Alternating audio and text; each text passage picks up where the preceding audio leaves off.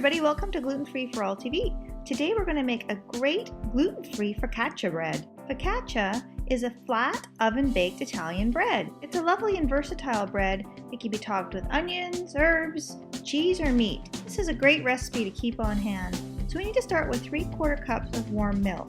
To this we're going to add 1 teaspoon of sugar and 1.5 teaspoons of dried active yeast. Let's give this a good stir and set aside for about 5 minutes to allow it to activate. In a large bowl, we're going to add the rest of our ingredients. So we need 1.5 cups of gluten-free flour, 1.5 teaspoons of xanthan gum, 1 tablespoon of dried thyme, just crushed in the palm of your hand. You want to break up the little pieces so they're not too large. And depending on how much onion flavor you want on your bread, you can add 1 to 2 teaspoons of onion powder. And finally, 1 teaspoon of salt.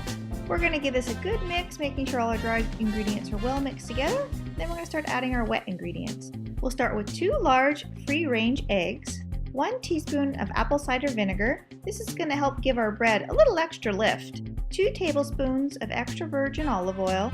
And finally, our yeast mixture. You can tell it's ready because it's starting to foam. That means the yeast is activated. Slowly pour this mixture into the middle of your pot, and we're going to blend this on medium speed for about a minute or 2. Now it's important to note that this isn't like a regular thick dough.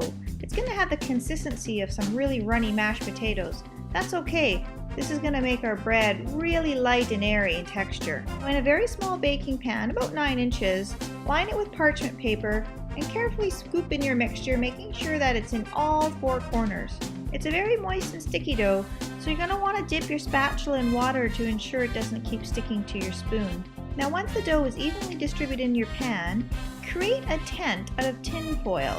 You want to make sure when the dough does rise, it doesn't touch the top of the foil. Put it in a warm area and let it sit and rise for about 45 to 50 minutes. This is looking pretty good. It's about doubled in size. Now with the handle of a clean wooden spoon, we're going to create those little dimples that focaccia bread is so commonly known for. Just dip the tip in a little bit of olive oil and push down to the bottom of the pan.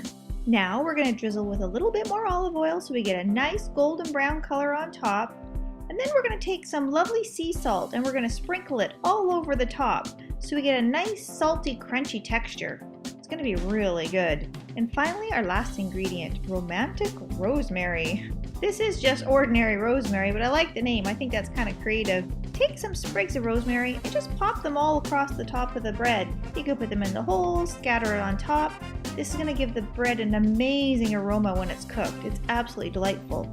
We're going to bake this at 350 degrees Celsius or 180 degrees Fahrenheit for around 40 minutes. The topping focaccia bread should be golden brown and you should have an amazing rosemary aroma throughout your entire house by this point. If you're not a fan of rosemary, try finishing your focaccia bread with olives, onions, or even sun-dried tomatoes. However you finish it, this gluten-free focaccia bread will be sure to be your new favorite. If you like that video and you want to see more, be sure to like, subscribe, and share it with your friends. Thanks for watching!